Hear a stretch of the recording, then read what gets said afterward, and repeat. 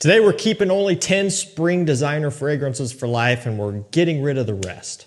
Obviously this is something that would never happen. I'm never going to get rid of any of my favorite fragrances, but it gives me a good excuse to kind of do a follow-up to my top 10 spring fragrances video, which I already published, and that was all designers. This is all designers as well, but a lot of times there are runners-up, there's things that I didn't get to include there, and there's still a lot of great options out there. And typically, I try to work my way through as many different scents as I can for every given season or every particular time of year. Really try to change things up between testing new stuff and reworking some older things as well. So kind of have a little mixture, some newer, up-to-date scents, and then some older classics as well that have been around for a long time. These are great ones that really I would not want to be without when the weather is starting to get a bit warm and things are starting to green up. Now this first one is a brand new release, kind of like what I was talking about there. This is fantastic. And when I put out my spring designer fragrances video, I had just gotten this one in and barely had any time with it. So it didn't make the cut yet. Since then, I've had more of a chance to wear this one quite a few times, just been able to smell it more, kind of work through it more, and I really like it. I like it a lot. And it's not to say I didn't like it when I first tried it, but it's I don't know, continuing to impress me. It is the new Beau Paradise Garden. It's currently right now the hottest new release, at least for men, designer-wise. At least it's up there at the top. I mean, even more than Elixir, more than a lot of the other newer ones. People are wanting to get this stuff like crazy. The Beau lineup is pretty hot itself. Parfum is one that constantly is sold out. This one's no exception. This one goes quick every time it pops up. And I have to say, it lives up to the hype. I see why people like this one so much. Going into it, I was a little bit skeptical because when something takes off that quickly, right out of the gate, you don't really know if it's kind of artificial hype, if it's just because it's a new Beau and it's having that momentum carried over, or if it's something that's actually really good. And I do think this one brings something new to the table. The original and the Parfum are very sweet. And they use coconut and they use pineapple and notes like that to give them kind of a summery feel. But again, they're still sweet. So they're kind of more like a summer gourmand evening style of scent. And for a lot of people, it's just going to be a bit too overbearing. I think Paradise Garden is a great alternative because it is a fresher, cleaner, and significantly more green smelling version of that DNA. And that's evident in the presentation, the coloration of the bottle and the liquid inside and everything like that. Just kind of a greener, more uplifting take on that DNA, making it perfect for springtime. And you could wear this one into summer as well. It would be great for summer daytime. But right now, when the temperature is somewhere there in the middle, a little bit warm when the sun is out, but you know, when it's a bit cloudy, it's a little bit chilly out, just kind of that in-between spring temperature. This one's been great. Next up, we have Bvlgari Man Wood Neroli. So I've talked about this one a lot here on the channel, and I think it's a great spring scent because of the simple fact that they are striking a great balance between woods and citrus, kind of florals, neroli, right? Wood neroli. That's essentially what you get here. So, you know, you have kind of a stronger, more prominent backbone from the woods going on, but then you have a brighter, more uplifting freshness from the citrus, the neroli. It kind of gives it a leafy, green type of smell. It smells great, and definitely one of my favorite Bvlgari Man flankers. I've kind of said this one reminds me a little bit of like Xerjoff Kobe and a little bit like Xerjoff Neo. So it's kind of pulling that kind of bergamot forward smell and the petitgrain from Neo. And then you're getting just a little bit of like a sweeter citrus styling from Kobe. It's kind of like the best of both worlds there. Both of those Xerjoffs are great, but they're also a lot more expensive than this.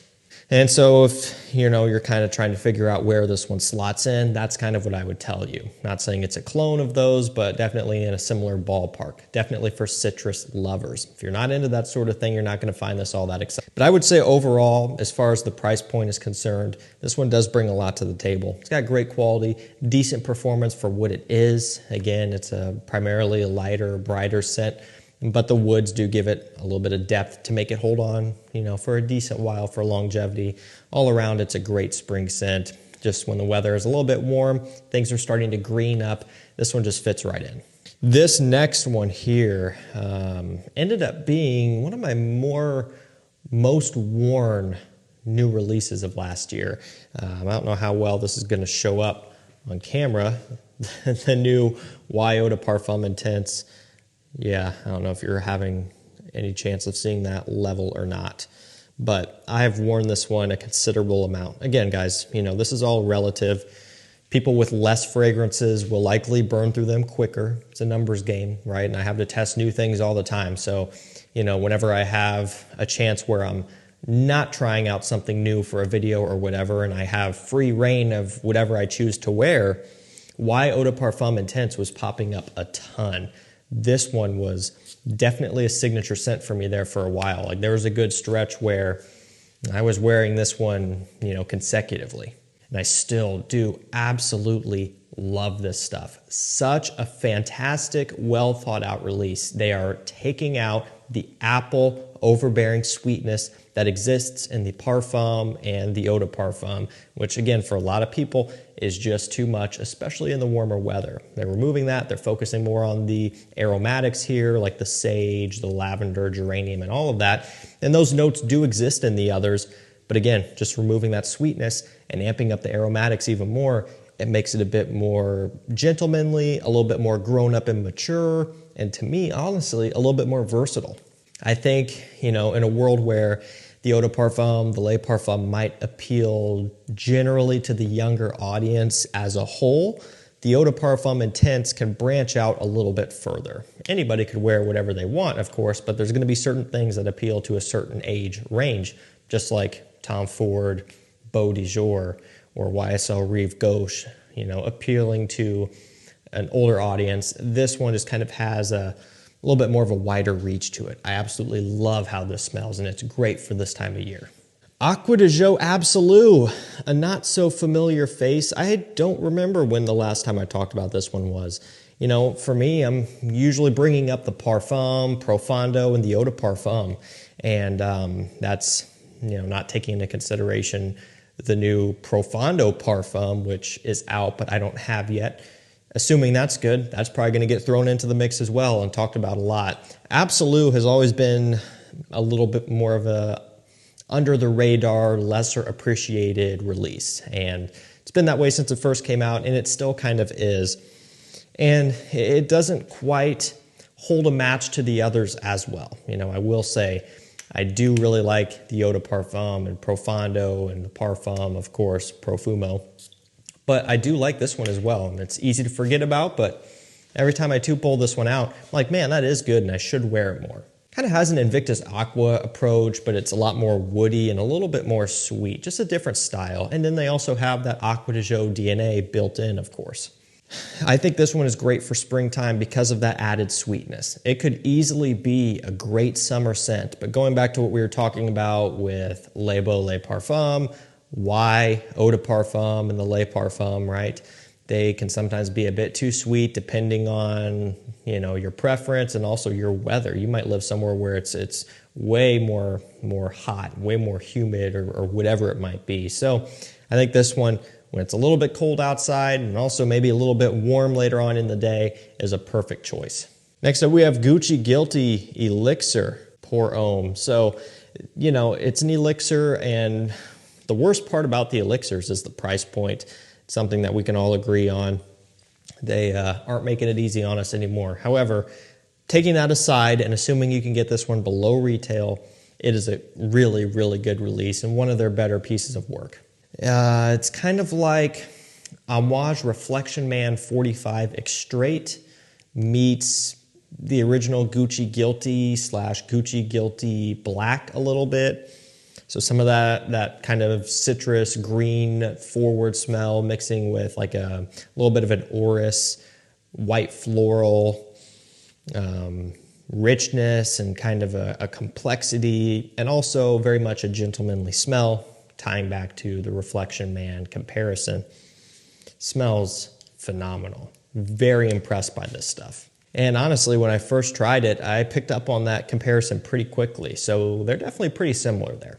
But with its own twist, and that's kind of what makes this one unique. And it still does come out to be more affordable than Reflection 45, which retails for $500. Every now and then it'll pop up for a little bit under $300. Every time it does, I send out a notification along with new releases like Paradise Garden coming into stock below retail. I send out a notification to my mailing list and texting list as well, so jump on there if you want that type of thing. I'm really a big fan of Ralph's Club Parfum. I think this is a well done release. Very aromatic forward, but with some fresh tones as well. The Elixir is great. The Eau de Parfum, the original, is great. They're all really good, and you can't go wrong with any of them. They're very versatile, great complement polars, good performers across the board. And all of them are pretty much signature scent worthy and could be suitable for any time of the year. I do think just given the balance that they have, aromatic with some fresh tones and some woods, kind of maybe better for spring or fall or something like that. Summer, winter, probably better options for those times of the year. But again, they could work. Chances are if you're watching this video, you probably have a big collection built up yourself, and so you might want things that are a little bit more specific. And this one would be great to pick up for spring. At this point, I would probably say you could skip the original, the Eau de Parfum. Again, it's not bad. I just said it was good. Nothing wrong with it. But at the state that we're at right now, the Elixir and the Parfum, to me, they are better. Now, this next one here is pretty affordable. I believe $45 to, $55, something like that. Gentleman Eau de Toilette, and got to make it clear, this is the 2017 version. If you were to go out and buy Givenchy Gentleman, there's a good chance you could end up with like the 1974 version or something like that, and that is a completely different story. It's not really going to go across the same way. Again, we're looking for the 2017. It's going to be in stock on most discounters. The bottle's going to look like this. This one's great, and again, it's another one that's highly slept on. It has some pear in here, and of course, some iris, found in the entire lineup.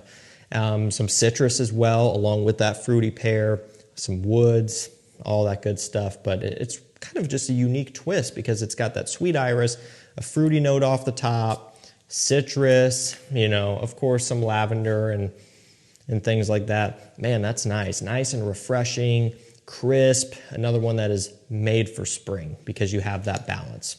Again, everybody's going to be talking about the Eau de Parfum Reserve Privé, the EDP, and all of that, and they're great, and I love those, and I talk about those a lot.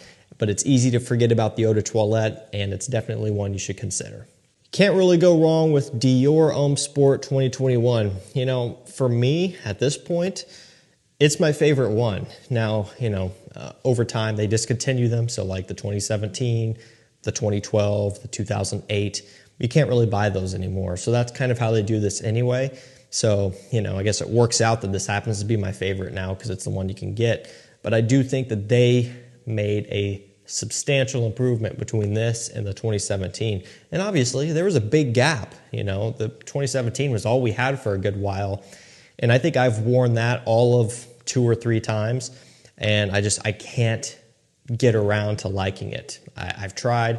Worn it a handful of times. I've sprayed it up in the air and I've smelled it more than that, just revisiting it every now and then. And I've never been able to really enjoy it. So, I was super happy when this one came out and it ended up being really good. It is by far the least sporty of the line. So again, I have them all, 2008, 2012, 2017, and now this one. This one is the most woody, the heaviest, the richest, the least fresh and sporty. So it might be a little bit of a misleading name somewhat, but it still is fresher than Dior Homme Intense and the Parfum and all of that stuff. It just might not be your typical Nautica Voyage level of sporty freshness that you might consider wearing to the gym or something like that. But it does kind of have a fresher approach, great signature scent style that could be worn for pretty much anything. Rasasi Hawas Ice is another great spring scent. Kind of has some of that sweetness going on, similar to like a Y Eau de Parfum and things like that, but still has that Rasasi Hawas, fresher, fruitier, salty, aquatic DNA at the backbone. So it's kind of like more of a hybrid scenario. And I've found this to be pretty common with clone flankers. And it's not just this. I just covered another one recently that did a similar thing, Lattafa Assad Zanzibar. So, you know, just kind of going back to it here. Rasasi Hawas, the original, Invictus Aqua. Very, very similar. Okay, now this one comes out, has a little bit of Hawas or a little bit of Invictus Aqua, but then just kind of a blue fragrance sweetness that doesn't hone in on anything in particular. Okay, so kind of just out there, and it has a little bit of a similar smell to many other things, but nothing exact. Assad Zanzibar, right? The original Assad, Sauvage Elixir clone, about as close as you can get. The Zanzibar release, again, a little bit of an odd one where it has a little bit of a similarity to like Le Beau, Le Parfum, and then some other things going on. It has this milky note. Interesting. Afnan 9 p.m., Ultra Male clone. Afnan 9 a.m. Dive, a little bit of a bunch of stuff combined. So again, these flankers, as far as clones concerned, are a little bit odd sometimes. Not anything in specific here in terms of what they're targeting, other than just kind of a general genre that they're capturing with this release. Ultimately, I think it's a great compliment getter, and it's an absolute beast mode scent. Last up, we got a cheapie here to end the video. It's Pepe Jeans for Him, or Pour Homme, or basically just Pepe Jeans cologne. This is the original, not any of the flankers. Pepe Jeans Cocktail is great for summertime. Love it. For spring, I'm going this one. It's got pineapple, lavender, coffee, and even some vanilla. It's definitely a sweeter backbone, but then some freshness off the top. You might look at the price, you might look at the name, you might look at the bottle, you just might look at it, and you might think, cheap garbage. This smells really good. That's phenomenal. A real nice, light, dusty vanilla, a little bit of a roasted coffee, but not a ton.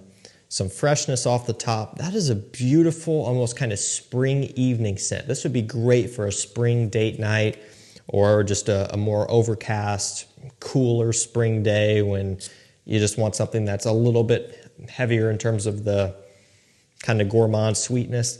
That's awesome stuff. Man, I forgot how good this was. This is great, especially at this price point. Alrighty guys, that's gonna do it for me. Some spring fragrances that I just wouldn't go without. Yes, some of them might have been, you know, revived from the depths of my collection, but now that I have them back, it's like, you know what, man, those are good, and I want to make sure to give them more attention, because sometimes things just get kind of swept away for a little while and you don't get to enjoy them as much as you used to. But I'll link all these down below. And again, for the new releases, which are hitting discounters faster than ever before now, jump on my mailing list and texting list. I'll get you taken care of. Paradise Garden, Stronger With You Tobacco, Y Elixir, what else? Bvlgari Man in Black Parfum. All of these new releases that are going to be hitting discounters, I have already. Every time they restock, I send out a notification. They sell quick, I'm telling you. And also rare stuff coming back into stock, you know, Armani Code Absolu and things like that. I send out notifications for as well. Thanks so much for watching. Stay safe, stay healthy. We'll see you tomorrow with another one. Take care.